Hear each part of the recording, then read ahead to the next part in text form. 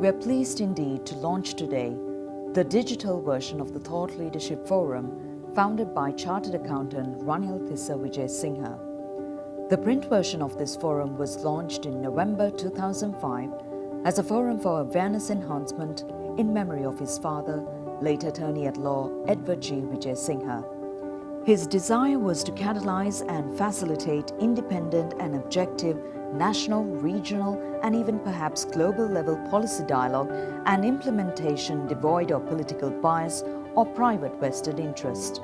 Prior to November 2005, even as far as back in the year 1995, Ranel Wijesinha has had a long history of engaging in policy dialogue through interviews for Business Matters programs of the Rupawahini Corporation television channel, where he hosted key local and foreign personalities such as the chairman of Lloyds Bank London, resident representatives of the International Monetary Fund, the World Bank and the Asian Development Bank, the CEO of Emirates Airlines, the US President Bill Clinton's advisor on national competitiveness, and Harvard Rosen, to name a few. He had contributed a series of articles under the banner The Thought Leadership Forum on many topics, and the forum was incorporated as the Thought Leadership Forum Private Limited on July 18, 2008 as an awareness enhancement initiative. He has consistently articulated his thoughts in local and overseas, print and electronic media, in private and public forum in which he has participated or made presentations at or moderated.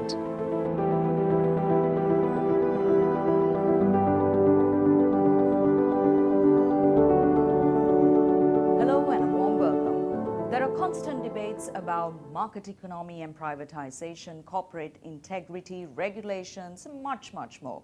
On the Thought Leadership Forum, we plan to bring you great insights on the national economic policy and strategy, as well as the continuing debates on what's happening in Sri Lanka and overseas as well.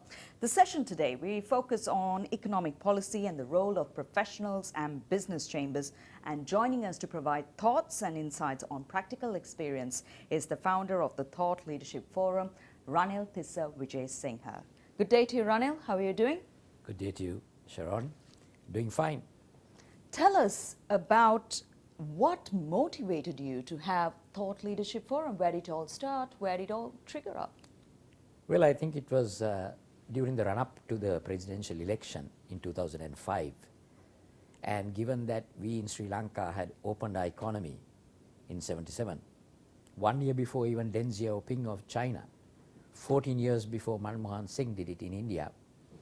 But then in 2005, once again, the manifestos of the presidential candidates conveyed a kind of a doubt whether the market economy is desirable, whether privatization is a good thing to do, and so on. And also, if you go back in time, if we opened the economy in 77, in 94, it was former President Chandrika Bandaranaike Kumaratunga who also questioned the market economy. So, with this debate continuing, recognizing that this is not very healthy, where we start and stop, and there have been a lot of good things about the market economy and privatization, I thought that I would have a seminar on the market economy and privatization, myths, realities, risks and safeguards, totally independent, totally apolitical, at the request of many chartered accountants. But what happened was that the people who were supporting the candidate who was not in favor of the market economy, of course, to get votes, particularly from the public sector employees who would think that privatization means that they would lose or have less job security, the seminar was cancelled. So in response there to what I thought was, let me see whether I can do this Thought Leadership Forum through the print media and through that to enhance awareness on a very apolitical manner. Who inspired you? What made you drive this concept? Well, I think I have it on record that I have done this in memory of my father in November 2005. And the reason for that is, as a professional, I know that the hallmark of professionalism is independence and objectivity, honesty and integrity. And I saw all that in my role model, my father. who was a lawyer practicing in the Tangala courts, but he didn't sway for anybody. He was very independent, very objective, very fair and just, and he always urged us to look at it from another person's perspective. We grew up without any kind of age prejudice. There is no need for us to look up to an elder brother or sister. Of course, we are fond of them and we appreciate them. There was no gender prejudice, and that was many, many decades ago. Today people talk about gender diversity and equality. So there was no prejudice or discussion of any kind about religion and all of that. And that prompted me to establish this in his memory, because that's what all this is about, being independent and objective with regard to economic policy or strategy, whether you want to win the election or otherwise.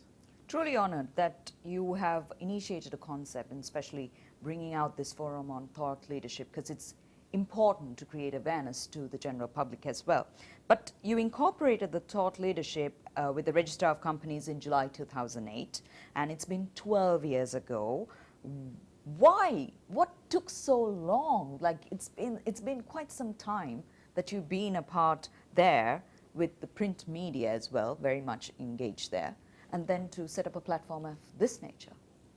Well, Sharon, the thing is that you need time and funds in order to have it digitally like we are doing today. And I must thank you for partnering me in this endeavor. The reason I didn't do it before was partly due to the fact that a forum that I believe should be independent and objective and apolitical, devoid of political bias and private vested interest, has to also be perceived to be one. You know, you can say you're independent objective, you must be and be perceived to be independent objective. So when I held positions as Director of Business Development of John Keells, it was not the best time to do it. Because if I said something in favor of private enterprise, it would have been perceived to be in favor of the company I'm employed by.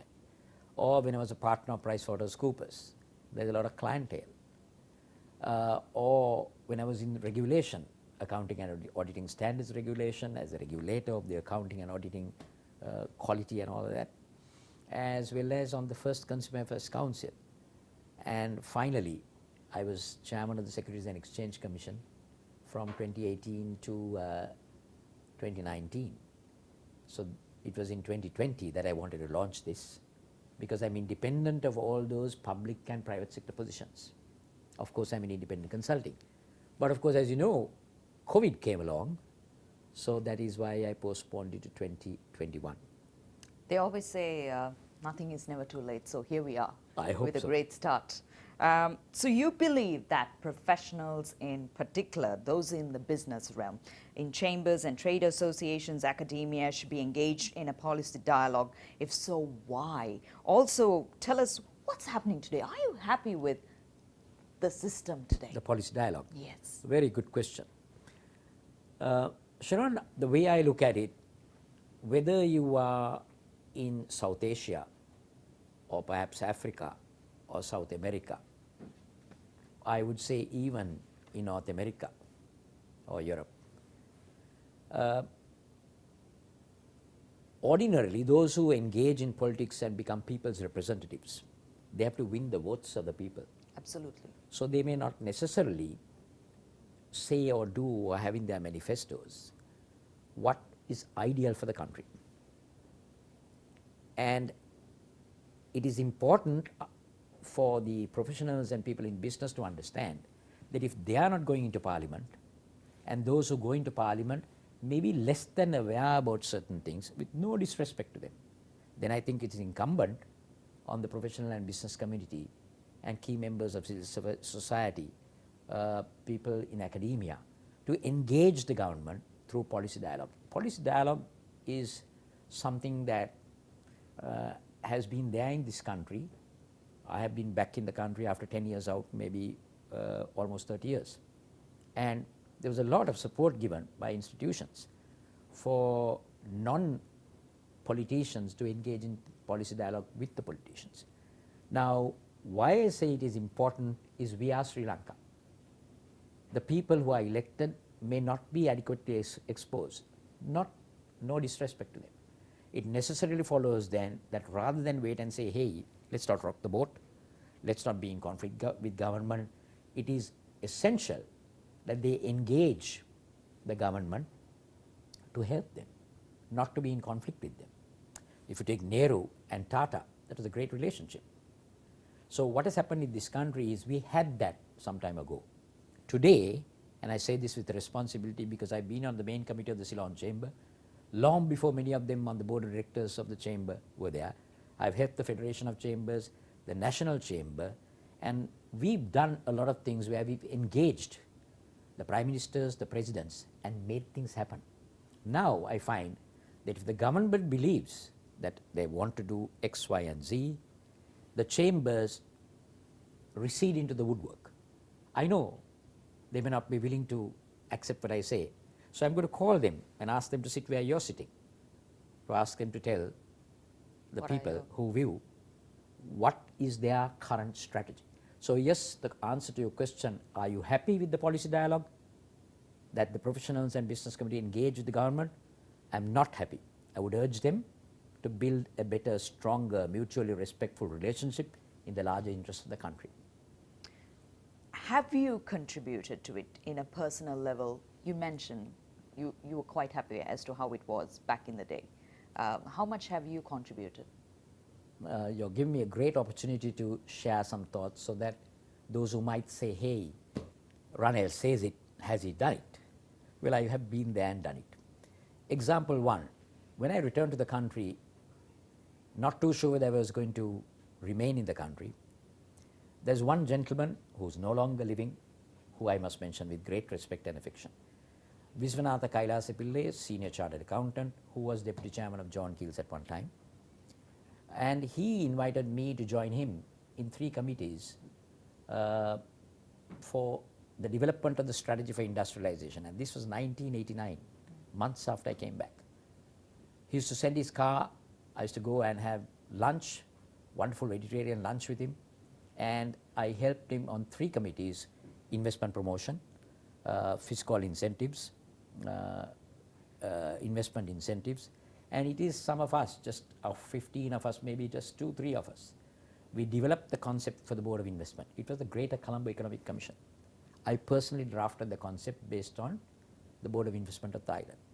Then we engaged the government, particularly Minister Ranil Wickremesinghe, about the need for capital gains exemptions and certain incentives for the capital market. And also I borrowed from the Singapore Economic Expansion Relief from Income Tax Act concepts like pioneering ventures, venture capital, private equity. All those were done 30 years ago. So yes, this is just a snapshot. We have engaged, I personally have engaged the government, and it was a time where I used to just knock off letters to Minister of Industries. Recently I met him and he remembered those events of 30 years ago. Those were selfless, those were honorary, those were gratis. Ranil, what was the duration like? Because people take time, they drag events today. Duration of? Setting up and taking your time. Oh, that's a very good question. You know, one thing I must say, during the time of President Premadasa, a president who people say was tough, but I think he was a doer. When he was president and Ranil Wickremesinghe was a Minister of Industries, yes, Mr. D.B. Wijesinha was president. But you gave an idea today to a Secretary to Ministry A.S. Jayawardena, who later became Governor of the Central Bank. You develop a concept paper, he schedules a date, you discuss it along with your committee or one-on-one with Minister of Industries. And mind you, the Ministry of Industries then used to present it to President Premadasa within a week or 2. Whoa. And I can tell you, go back in time, we opened the economy in how many months? The first country in South Asia. How long did we take to have a new constitution? How long did President J.R. Jayawardena take to have free trade zones, do the Mahaveli and develop the harbour? So I believe that it's taking far longer now, and therefore by enhancing awareness, hopefully that time period will be cut short. So, in other words, you're saying that even recently, even after 15 years ago, the economic policies proposed by the two main presidential contenders were diametrically opposite, and it has been a turn of events, passing the baton here and there. I wouldn't say diametrically opposite, but we haven't yet decided whether the market economy is something that we can boldly tell even a person in the rural parts that I come from. And to use a singular word, if I may, Vivurta Arthikaya, singular word for the open economy, is a desirable thing. I think what is missing here is that we don't have the courage as politicians to say that the market economy is good. But you go to the rural parts and ask a very young entrepreneur or young worker, whether he's man or woman, do they want to have a closed economy? I bet you the answer is no. So not necessarily that it was diametrically opposite, but in the manifestos, for purposes of vote getting, may be a little different. And that is where I emphasize the need for an interface between the rural segments, the agricultural segments, the industrial segments, and the government, and that interface is the professional and business community that has to engage the government in dialogue, not to take a step back, because if they do so, they themselves will allow a less than desirable economic policy and strategy to take root in the country. Ranel, it's been great talking to you on the primary of our layout today for the Thought Leadership Forum. I'm sure on my next episode, I will ask you, our country ahead, where are we headed? What's our strategy there? We'll be very honored to have you with us on our next show. And to all of you who are watching us today on the Thought Leadership Forum, that ends our first session. Until we see you next time.